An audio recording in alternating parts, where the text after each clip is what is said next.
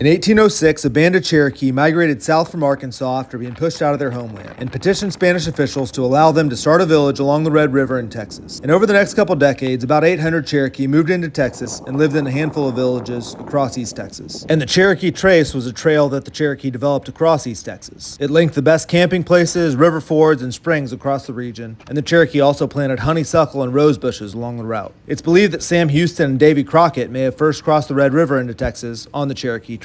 But the trail also made it easier for settlers from the United States to move into East Texas, which created conflict with the Cherokee in the region in the 1820s and 1830s. And due to that increased conflict, in 1838, the military assigned a group of 42 men to build a fort at the Big Cypress Creek crossing of the Cherokee Trace Trail. And that fort was called Fort Sherman, and it stood at the present-day location of Lake Bob Sandlin State Park near Pittsburg, Texas. After the fort was completed, 8 or 9 families moved in there, along with the soldiers stationed there, and a year later, the Cherokee Wars took place, and all the Cherokee in Texas were either killed or driven out of the state to reservations in Oklahoma. So Fort Sherman was really only functional for a few years, since it was really just constructed due to conflict with the Cherokee. And the little cemetery in Lake Bob Sandlin State Park is the last physical marker of those families that lived in Fort Sherman here. The fort quickly fell into ruin, and as early as 1848, there were peach trees growing up in the fort. Local farmers would have removed all the salvageable timber from the collapsed structure, but longtime area residents remember the site of Fort Sherman into the 1900s. But any sign of it was long gone, many years before Lake Bob Sandlin was created.